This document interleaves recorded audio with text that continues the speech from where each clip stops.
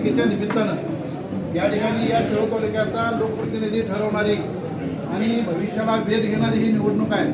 मी गेल्या वेळेला सांगितलं होतं की वेगळ्या वळणावर ही निवडणूक आलेली आहे आणि आता खरं तर संघर्षाचा विषय आहे। या ठिकाणी मला सांगायला आनंद वाटेल की राजेंद्र पाटील यड्रावकर साहेबांनी गेल्या वर्षी अपक्ष म्हणून निवडणूक लढवली आणि प्रचंड मतानं त्या ठिकाणी निवडून आले आणि निवडून आल्यानंतर पहिले 2.5 वर्ष त्या ठिकाणी मंत्री म्हणून त्यांनी काम केलं। नंतर त्यांनी महायुतीला पाठिंबा दिलेला होता, सत्तेला पाठिंबा देण्याचं काम केलं। ते देखील सर्व मतदारांना विचारून त्या ठिकाणी तो निर्णय त्यांनी घेतलेला होता आणि पाठिंबा दिल्यामुळं आणि महाआघाडीच्या काळामध्ये मंत्री राहिल्यामुळं अनेकविध योजना अनेकविध निधी या ठिकाणी आला आणि जवळजवळ 2000 कोटीच्या आसपासचा निधी सर्व समाजाला त्यांनी आणला आणि खास करून आमच्या या तालुक्यातल्या ग्रामीण भागातला असेल किंवा शहरी भागातला मुस्लिम समाज असेल त्या सर्व समाजाला निधी आणून जे सार्वजनिक काम आहे त्यामध्ये सांस्कृतिक भवन असेल, सामाजिक मंदिर असतील, ही तर कामं झालेली आहेत, रस्त्यांची कामं झालेली आहेत,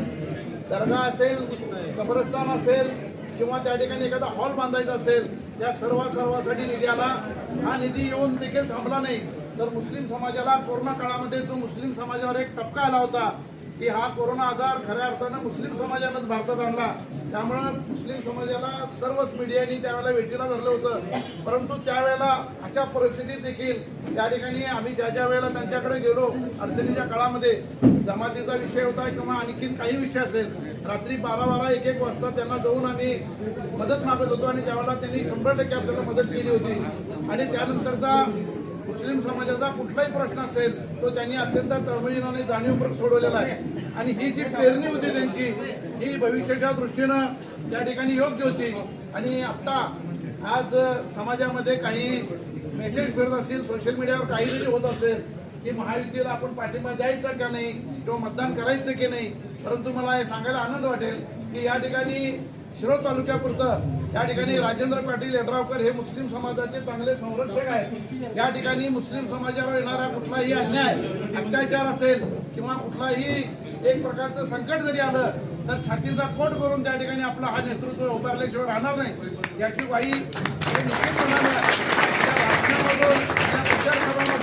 सगळ्या मुस्लिम बांधवाला या ठिकाणी संवादाच्या माध्यमातून देतील याची गॅरंटी मला आहे। कारण त्यांनी नेहमीच सांगितलंय की ज्या वेळेला आम्ही गेल्या वेळेला निवडणूक झाली 3-4 दिवशी मी त्यांना भेटलो,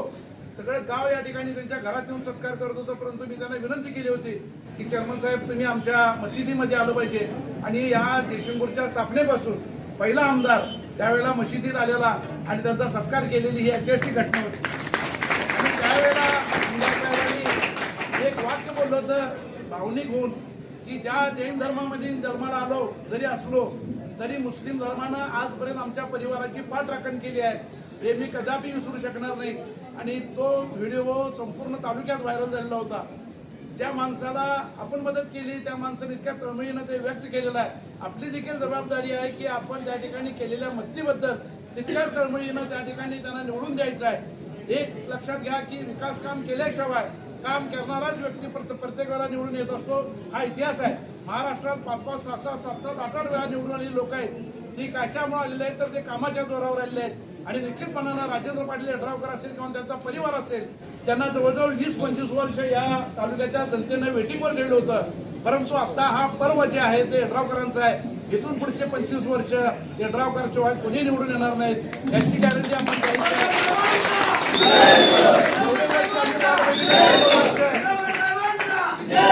त्या ठिकाणी या तालुक्याचं नेतृत्व त्यांनी करावं अशी शुभेच्छा देण्यासाठी आज आमच्या या संपूर्ण जयसिंगपूर भागातला झोपडपट्टी असेल, गावातला असेल किंवा अन्य भागातून जी लोक आलेले आहेत, तरुण मंडळी आले आहेत, तालुक्यातून आलेले आहेत आणि आज काही लोक या ठिकाणी